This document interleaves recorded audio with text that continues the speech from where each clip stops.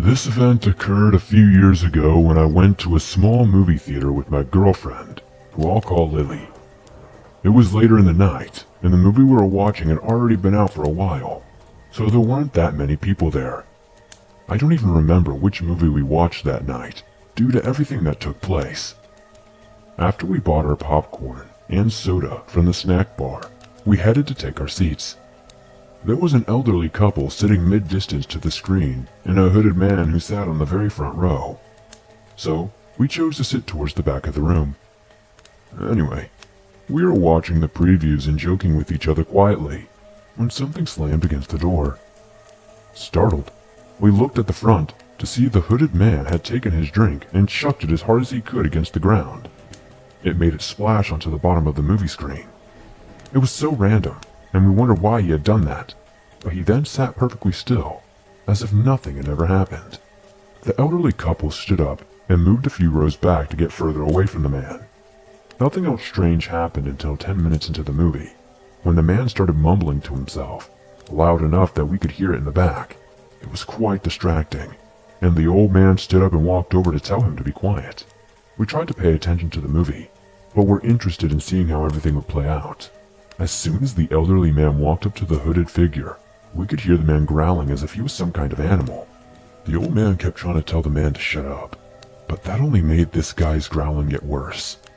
So the old man walks back to his seat and was having none of it, so he and his wife left the movie theater. Now, after this happened, my girlfriend and I were wondering if there was something wrong with the guy. After the elderly couple had left, the hooded figure went back to mumbling, which was terribly annoying when we were trying to just watch a movie. A few minutes later, Lily told me that she had to use the restroom and would be right back. Scared to be in the movie theater alone with the man, I said, "Hurry back, because I don't want to get murdered here." She left me with a smile. As she walked out of the room, the figure turned his head and watched her leave. Interested in the movie again, I'm not paying attention to the man, but when I looked back to where he was, I noticed he had moved 2 rows closer to where I was. A little weirded out, but not too scared because I was a pretty built guy, and I knew that I could take him if I really needed to. That's when I see the man reach out both of his hands into the air and start to wiggle his fingers. On closer inspection, I noticed that the man's fingers weren't right. They were shorter stubs, and when the screen brightened I could see blood dripping from the exposed bones. Mentally freaking out now, I watched the man duck down out of sight. Randomly I could hear laughing that seemed to drown out the movie. Not knowing exactly what to do, I just sat there, hoping that I would not have to deal with what that man was trying to do. I was really hoping he would not try to attack me. That's when I saw him sitting in the same row as me, at the very edge of it.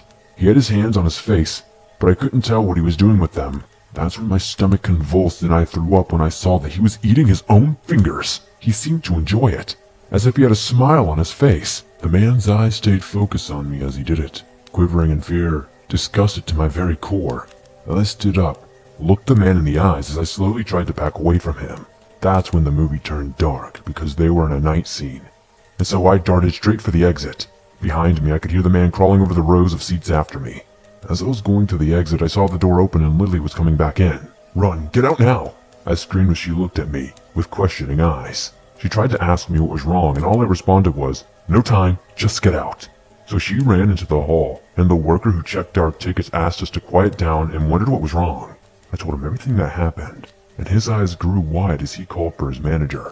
Out in the hall, we could now hear the man's cursed pitch screaming coming from the theater. They called the police in, which they quickly came. They detained the man who tried to sink both his teeth into them. The manager of the movie theater offered that they could restart the movie if we wanted to, or if we just wanted a refund, that would be fine. Now, Lily wanted to stay and watch the movie, but I was so stunned by everything that had just happened, all I wanted to do was go home. There was no way I was going back into that theater room. We took our refund and left as fast as we could. About 2 days later, we saw an article in the newspaper titled something like, "Intoxicated man cannibalizes homeless man and then himself." What happened is that the man was high on some hardcore drugs, so he went and robbed a homeless man and then cannibalized him. Afterward, he took the homeless man's money and went to the movie theater. I was in complete shock after reading this, because if I hadn't ran, that man would probably have tried to kill me. Those eyes I saw on him as he looked at me while devouring his own flesh still causes shivers of fear to run up and down my body. They weren't human, but beast, as if he was acting on primal instinct. I'm still haunted by what went down that night. But I'm just glad that I was able to escape. For all I know, he could have killed me just as easily as he killed that homeless man. Next time I see someone acting strangely like that, I'm not going to hesitate in leaving the area. For all I know, I could be their next meal.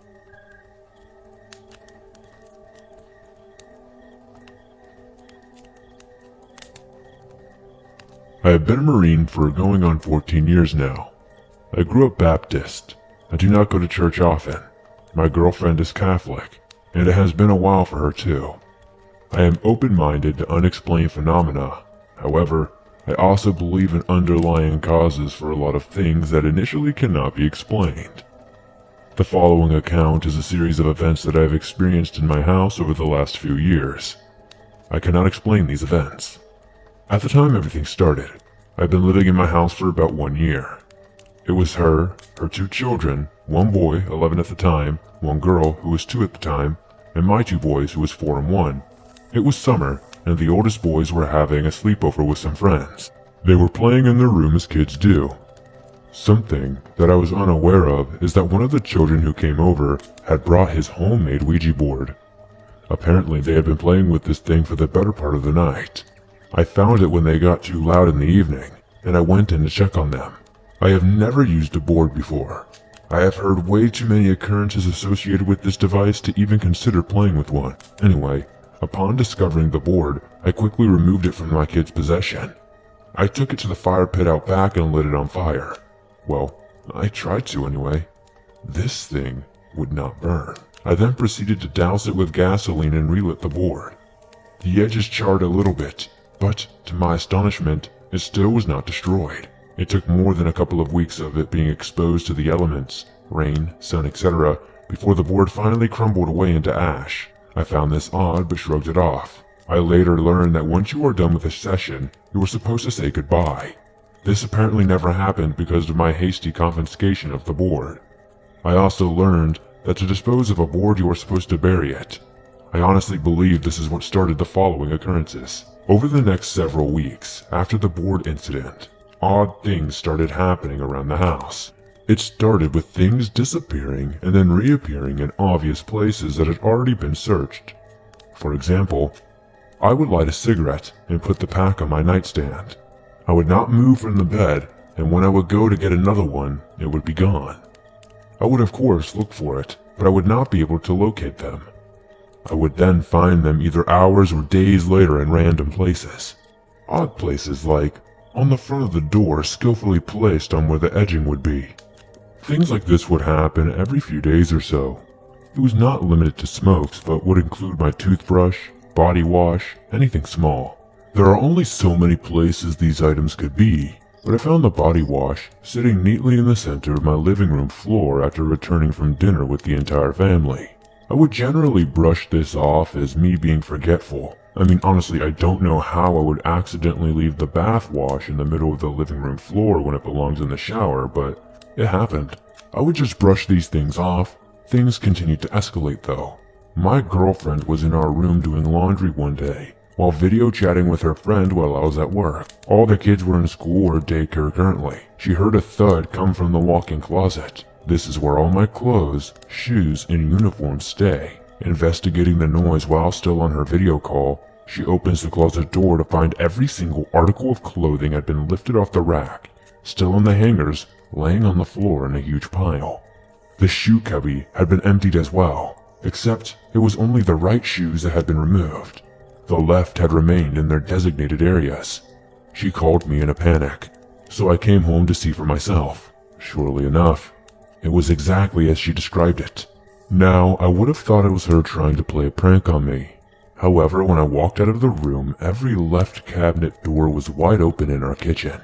I walked past the kitchen when I initially arrived home, and it was not like this at all. I would have noticed. It was odd to say the least. I could see the kitchen from my room, and I should have never heard or seen this happen. One evening, the oldest boy and I had been playing video games together. My TV and PlayStation sit above the fireplace on the mantle. When we were deciding to call it quits, I put the controller on the mantle as usual to charge it, and was talking to him about something.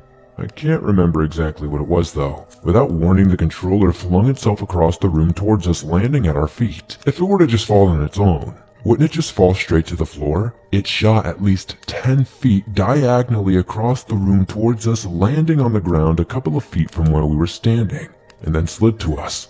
The odd happenings continued to occur, and by this time it was December. During my lunch break, I would come home and go for a run around my neighborhood to help keep up my cardio. On one day, I came home to a run. On my way to the house to change, I passed by my girlfriend. She was on her way to the store. She waved at me, and I went home as usual to change. She had decorated the house with festive things such as trinkets and plants. She had placed 2 poinsettias on the counter in our kitchen as part of the decorations. Doing these things makes her happy, and I let her do her thing. I went on my normal run, a couple of miles or so, and returned home in a relatively short amount of time. I got something to drink and proceeded to shower off fast, so that I would have time to eat and go back to the office in time. It could not have taken me more than 5 minutes to scrub off and make my way back to the kitchen to grab some food. When I walked in, the 2 poinsettias were gone. Odd.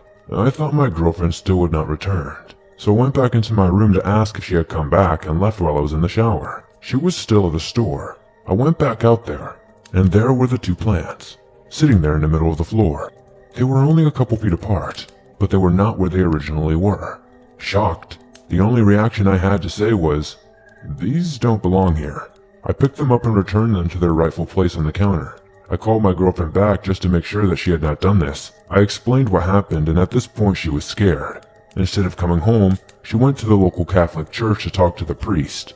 Like I said earlier, I'm not Catholic, but from what I know, there are definitely a lot of people in that religion that deal with this sort of thing. That evening, when my girlfriend was doing laundry, our dryer was kind of out of action. It was acting up and not really working correctly, so we hung up a bunch of lines through our hallway to hang clothes on so they could dry. She was in the back hall hanging up wet clothes while I was relaxing in my bedroom. Suddenly, she barged into the room completely terrified. She said she saw someone walk past the doorway that you could see from the location of our washer and dryer. I immediately went to my pistol safe that is right beside my nightstand. I punched in the code as I always do, and it flashed red. It did not open. It is only 3 buttons in a certain order. I tried again, and it failed to open. I quickly moved to my big gun safe to retrieve another rifle. The combo was like a locker combo. It worked. I retrieved my AR-15, charged it, and was somewhat excited for the upcoming fight that was about to go down with this intruder. Remember, I'm a Marine. They train us to go towards danger. I kept my eyes on the entrance to the hall the entire time. There is no door to the outside, just a small hall with 2 bedrooms with a window in each. Slowly, I began to make my way down the hallway through the maze of clothes that hung in there. It was quiet. My rifle was up and ready to dispatch the poor soul who had picked the wrong house to enter. I got almost to the corner at the end of the hall that leads into the room where the alleged intruder was said to be hiding.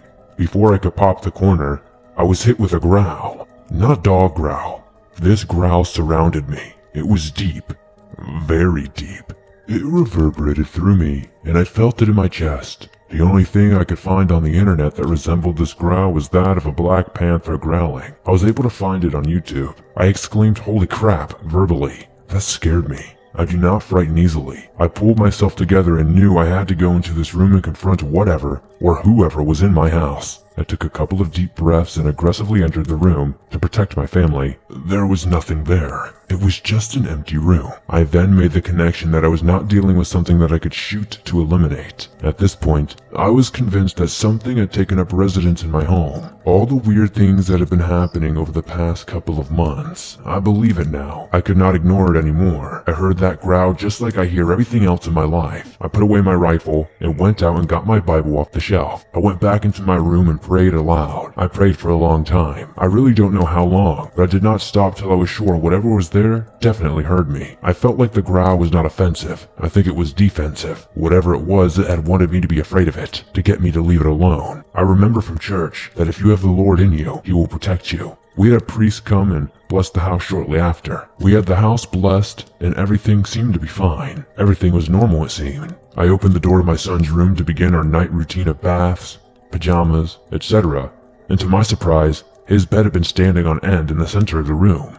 It still was completely made with the covers tucked under the mattress. It was just standing vertically. All the doors and windows were locked in the house. I put the bed back to where it belonged and went on with my evening. From then on, whenever we left the house, I started playing gospel music on the radio at full volume and would start sermons on full blast on YouTube before we would leave. Things have been mostly quiet since then. I do not know what this thing was, but I feel like whatever this energy was has pretty much left and hasn't been very strong since the priest came. I wanted to tell you this because I have seen content that you have made with somewhat similar stories. There are a few more unexplained incidents that occurred, but I think you guys get the idea. If you want to reach out to me with any questions or anything, please do so. I felt like you might be the right person to tell this to. Thank you for your time, Swamp Dweller. This story is not the scariest compared to some of the others I have heard, so I apologize in advance. This story is more on the unexplained and paranormal spectrum. I'm going to provide some background knowledge to help my story make more sense. I believe in the paranormal, but I look at it as a skeptic. When I was around 8 or 9, I had just moved into my new house. We were moving away from Michigan to Tennessee because of my dad's job at the time. My sister and I shared a room. Around 3 months after I had moved into my new house, I was laying down in my bed, facing the wall as I normally did, trying to go to sleep. I flipped my pillow over to get the cold side. I glanced over at the wall for just a moment and saw an upside down face on the wall, and it looked to have been scratched onto the wall. The thing is, the day before I had flipped my pillow over and looked at the wall like I normally did, it was not there. I told my dad, who was laying in the bed trying to get me to sleep. I was a very hyper kid. I told him what I saw and he just brushed it off and told me that I had probably just done it myself. The thing is, I had a habit of biting and picking at my nails, so they were noticeably short, and I could not have done it. I even tested it out by trying to scratch the walls with my nails, a paperclip, and even a pencil, but I was not strong enough to scratch it. That night I could not sleep. I also forgot to mention that as a kid, and still to this day, I had unbelievably bad anxiety. But I only ever had a panic attack once or twice, and I was 7 when it happened. The next time I had a panic attack was when I was trying to go to bed, facing the wall like I normally did. That night I had to sleep in our guest room, now my room. That next night, the same thing happened. I had a panic attack and was trying to fall asleep in my bed and went to sleep in the guest room. My sister just thought I was being dramatic. This is not relevant to the story, but she is a 1.5 years younger than me. This happened every night for over a month, and I decided just to move into the guest room permanently. A few months later, we have my mom's friend, I'll be calling her Sophie for privacy reasons, and one of her kids, I'll be calling her Britt, and my sister and I were friends with her. Sophie had to sleep in the guest room, which was also my room at the time, but when we had guests over, they got to sleep in that room. So, me, my sister, and Britt all slept in my sister's room.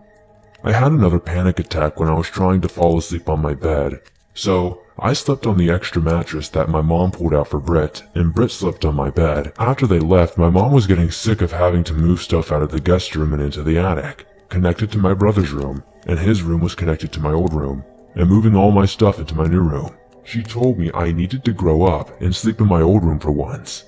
Back then, I had not been diagnosed clinically with my now diagnosed anxiety issues. That night, she stayed in my room until I fell asleep on my old bed, but around an hour after I fell asleep, she had already left. I woke up and I saw a figure in the bathroom. I tried to scream for my mom, not my dad because he was on a business trip anyway, but I realized I could not yell or move. At the time, I did not know what sleep paralysis was, and I thought I was going to die and be eaten by a demon.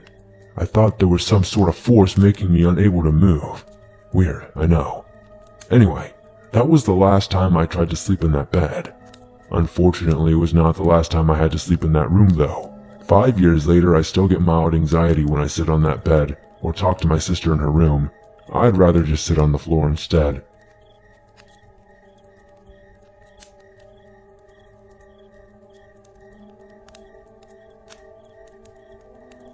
This happened in 2015 when my husband and I were together. We have since separated, and perhaps this story will help you understand why. He and I married that year, and he was always just a little bit off, sometimes more off than on. He served in the military and was proud of his time served, and I was proud of him. However, he had a tendency toward visual hallucinations. I am unsure if it was his PTSD or his family history of mental illness, but he saw things. Usually, it happened while driving.